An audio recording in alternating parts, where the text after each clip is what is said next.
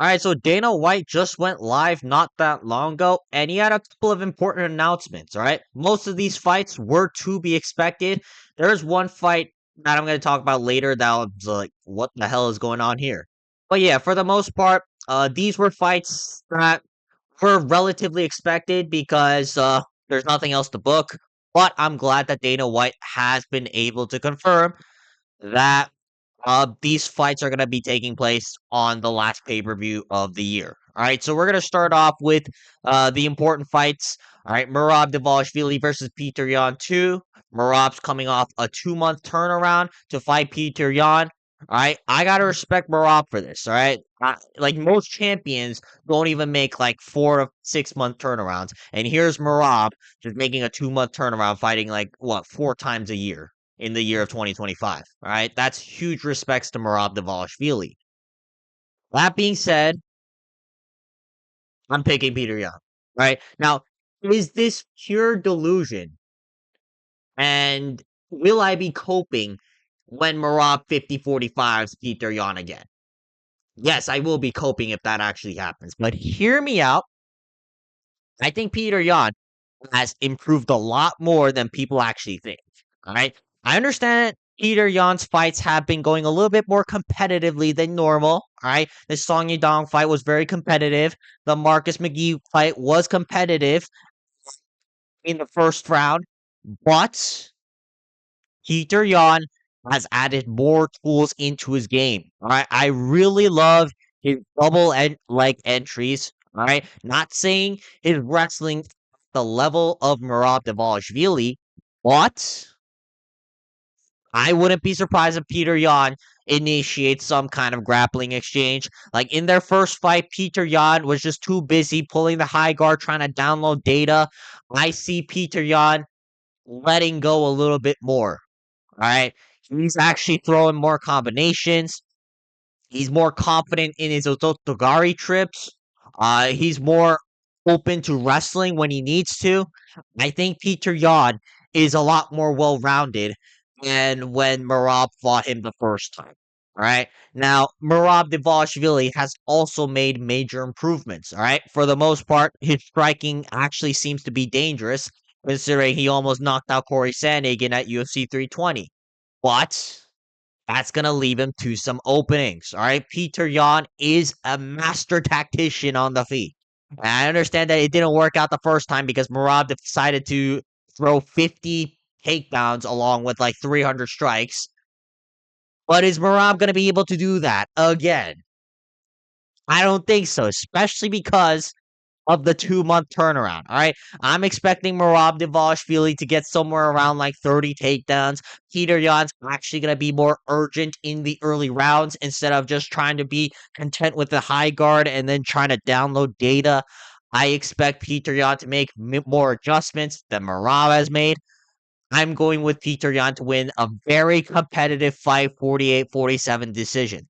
Now, you may be asking yourself, am I just glazing Peter Yan? Yes, I am definitely just glazing Peter Yan. But let me believe in this one. I'm just praying that Peter Yan beats Merab. Not that I have anything against Merab Dvalishvili.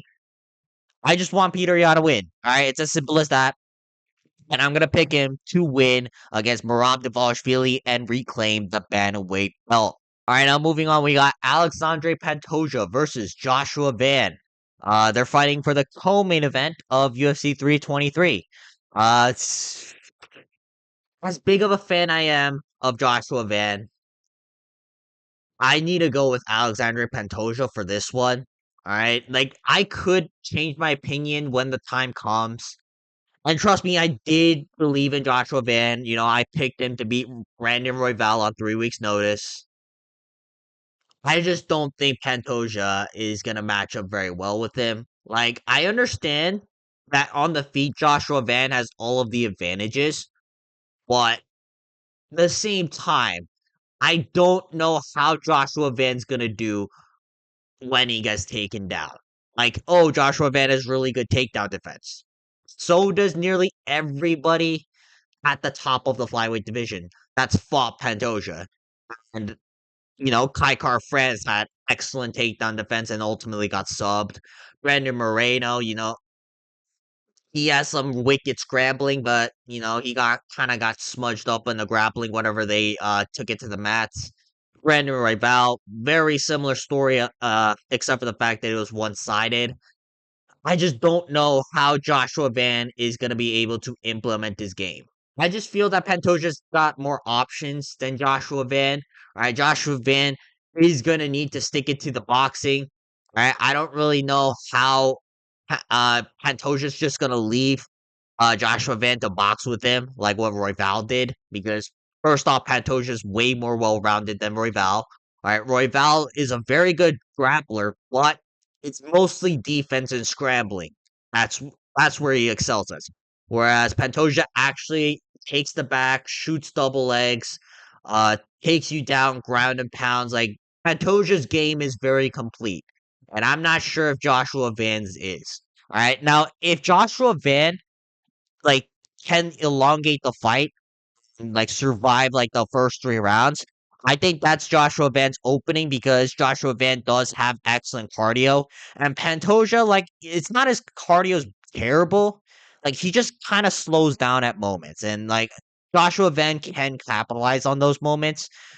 But for the most part, I just see this similar to the Kai Car France fight. Like people say, oh, people are scared of Pantoja's grappling, but there's a reason to be scared of it. All right, he's very technical and he's getting better and better on the feet. So it's not just the takedown threat you need to be worried about. All right, am I saying that Alexander Pantoja is going to outstrike Joshua Van? Goodness no. But I've never seen Pantoja get chinned. It's not like Joshua Van has like incredible knockout potential. And there's like a grappling difference between Pantoja and Joshua Van, right? And just because you chucked off takedowns against Ray Saruya doesn't mean you can do the same to Alexander Pantoja, who is a dominant flyweight champion. All right. I will be rooting for Joshua Van, but I'm not as delusional on this pick as for the main event. So I'm gonna go with Alexandre Pantoja to beat Joshua Van. My opinion can change. Maybe I'll become delusional once more when the fight comes. After I do some tape study and be like, oh, Joshua Van can take advantages of certain positions. But yeah, as it stands, I'm gonna go with Alexandre Pantoja to get a submission within like the first 3 rounds, probably like a round 2 or 3 submission, similar to what he did to Kai Car France. And yeah, I just don't know if Joshua Van's really gonna be having the jujitsu to survive against Alexander Pantoja for that long. All right, now moving on, we got Jan Blachowicz versus Bogdan Gushkov, also on UFC 323. I did not think this was going to be on this card. I thought this fight was booked for the Qatar card, but I guess not. Uh, this is kind of an iffy fight to predict right now because this is all depending on what version of Jan Blachowicz shows up, right? Prime Jan Blachowicz would smoke Bogdan Gushkov easily. But this is not prime Jan Blachowicz. This is 43-year-old Jan Blachowicz, who just lost to Carlos Ulberg, and even before then has been coming off some serious injuries. All right, Jan Blachowicz has looked a lot slower in his fights. All right, he doesn't hit nearly as hard as he used to. He's still very methodical and tactical, but against a guy like Bogdan Gushkov, all right, sure, maybe he doesn't have the experience, but he's very powerful. He's very dangerous, and he's also a calculated striker. All right, this is not like Carlos Ulberg, who sits on the back foot and tippy taps low kicks at range and makes it a close and competitive fight. Bogdan Gushkov will get in your face and try to slug it out with you, while at the same time, trying to make feints and making educated like striking patterns. It's tough. It really is tough to pick who's gonna win this fight. I'm gonna have to do more tape study on this, but for now, I'm gonna go Jan Blachowicz just because he's more proven. There are some questions regarding Bogdan Gushkov, like he did get submitted by Volkan Ozdemir, so maybe Jan Blachowicz can grapple with Bogdan Gushkov. There's also the fact that we haven't really seen Bogdan Gushkov go past the second round. So it's gonna be interesting to see what Jan Blachowicz can do because Jan Blachowicz is not fucking Ryan Spann or any of these guys. Bogdan Gushkov has been able to put away with relative ease. But at the same time, Bogdan Gushkov is very good. All right, his KO over Nikita Krylov was nasty. Although there are some asterisks to it because Nikita Krylov was coming off a fresh knockout loss to Dominic Reyes like 3 months before they fought each other.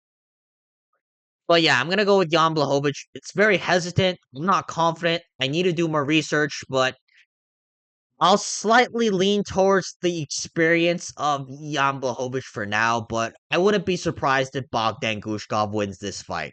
Now, Dana White didn't announce this fight directly in his live announcement, but it seems like we're setting up a title eliminator between Brandon Moreno and Tatsuro Taira, also on UFC 323. All right, the winner of this will probably fight the winner between Joshua Van and uh, Alexandra Pantoja, unless Joshua Van beats Pantoja and then they set up like a rematch or something along those lines. Uh, Brandon Moreno versus Tatsuro Taira. I really like this fight for both guys. Both guys do have openings for each other. I think Brandon Moreno is a lot sharper of a boxer. But Tatsuro Taira, his grappling's a whole different ballgame. I'm gonna lean on Tatsuro Taira for now. Alright, maybe it's because uh he just looks improved after he beat Hyun-Sung Park impressively. But that was Hyun-Sung Park on like a week's notice when he was training for Steve Ercik, alright? I'm just saying, on a full training camp, I think Hyun-Sung Park would have done a whole lot differently. No, but seriously though, Tatsuro Taira, his striking is actually improved. Am I gonna say he's gonna outstrike Brandon Moreno on the feet? Probably not. But I think he's gonna be good enough to avoid more punches. Like it's gonna be interesting to see because Hyunsung Park didn't really throw much. And Brandon Moreno, like he is gonna throw a lot more than Hyunsung Park will. Like he's a lot more proactive. He's not actually just like sitting there taking pictures, looking for the reactionary shots. I think Brandon Moreno has the advantage on the feet, but he doesn't have knockout potential. All right, he can body kick TKO Kai Kara France, but realistically, when was the last time Brandon Moreno's really put anybody away? And sure, like on the ground, like Brandon Moreno's no slouch, but Tatsuro Taira's different. All right, I truly believe that Tatsuro Taira's grappling is better than Pantoja's, alright? Now, in exchange, Pantoja's a lot more well-rounded of a fighter, so that's why I want to see that fight. But Tatsuro Taira, in terms of just ways to get the back, is just so versatile, right? And even his takedown entries, like, he doesn't shoot that many, but when he does, it's so creative. Like even the one against Alex Perez, right? He was like putting all of his weight on Alex Perez's knee, which ultimately caused catastrophic injuries to Alex Perez. But still, that's my point. Like you don't really see that with any other fighter, maybe outside of Hamza Chimaev. Like that level of just grappling dominance against like relatively top level guys. And sure, flyweight is a much more skilled division than middleweight. The flyweight division has a lot more well-rounded fighters, but again, it just feels like Tatsuro Taira's grappling is just on that next level.